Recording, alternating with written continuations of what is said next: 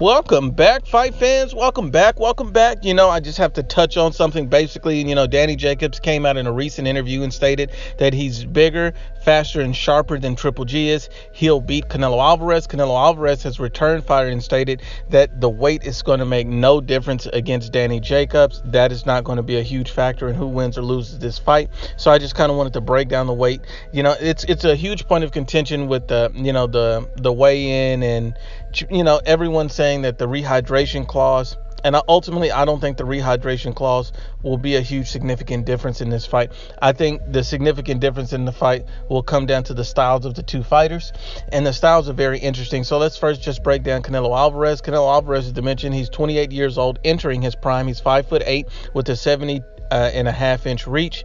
But then on the reverse side, Danny Jacobs is 32 years old, a little bit older. He's an orthodox fighter. He's 5'11.5" with a 73-inch reach. So I think the height, the reach advantage, and the weight advantage will all favor Danny Jacobs. But Canelo Alvarez could possibly even have the strength or power advantage. Both of these guys are very strong, elite level, top level fighters. Both of these guys are very good boxers and tacticians, and both of these guys adjust well when fighting different opponents.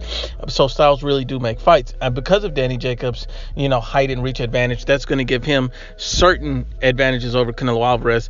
But one thing that we've seen from Canelo Alvarez is his ability to adapt to different styles of opponents. And when he fought a Rocky Fielding, and I'm no way comparing Rocky Fielding with Danny Jacobs, I'm just simply stating that, Rocky Fielding, when he fought him, Canelo Alvarez chopped down the tree with body shots. Canelo Alvarez is a very powerful body puncher. When he fought Triple G, he basically backed him up with body shots. Canelo Alvarez is very strong to the body, and we've seen Danny Jacobs in moments look uneasy when people went to the body. He likes, Danny Jacobs has never really truly been tested to the body the way Canelo will test him in this fight. And I think that that's the best way for Canelo Alvarez to close the range and the distance between him and Danny Jacobs is going to the body. So I think at that point he can exhaust entire Jacobs, because Jacobs is going to rehydrate regardless of the clause. He's still going to rehydrate to more than Canelo Alvarez on the night of the fight.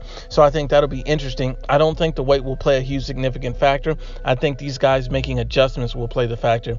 But ultimately, I have to give the edge to Canelo Alvarez. It is a 50-50 fight in my opinion. I know a lot of people favor Canelo widely over Danny Jacobs. I just don't believe Danny Jacobs gets the credit he deserves. He's going to be the best middleweight, the best opponent outside of Floyd Mayweather Canelo Alvarez has ever faced. Period. Because he can do more things. He has a good resume and he's a strong fighter.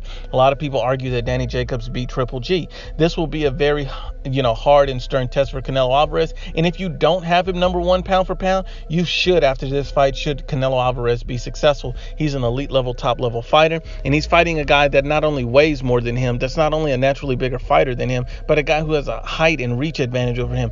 You can't take away the credit from Canelo Alvarez in facing a Danny Jacobs. This makes a lot of sense. This will be a top level fight, and I don't believe the weight will play a huge factor in the fight, because I believe that's something that a fighter of Canelo Alvarez's caliber can overcome, because he has this skill set, because he's an elite level counter puncher as well. And we've seen Danny Jacobs get caught in skirmishes with different guys like a Luis Arias. We've seen a Magi Sulecki where he get caught in these skirmishes, and sometimes he's easily countered. What happens when you're countered by the fighter the level of a Canelo Alvarez? Because you have to understand, Triple G can't counter the way Canelo can. So Danny Jacobs has never faced an opponent like Canelo Alvarez who can counter him with shots that he's never had. Danny Jacobs can't go to Canelo Alvarez's body because he'll get countered. That's the same reason why Triple G couldn't go to Canelo Alvarez's body and work the body to bring Canelo down. You have to understand, styles make fights. That is not his game. Canelo Alvarez has a strategic advantage with being such an elite level body puncher and being able to counter so well. That will be the difference in this fight. But once again, unbiased as always, it's the IBFP. Please share, like, and you must absolutely subscribe.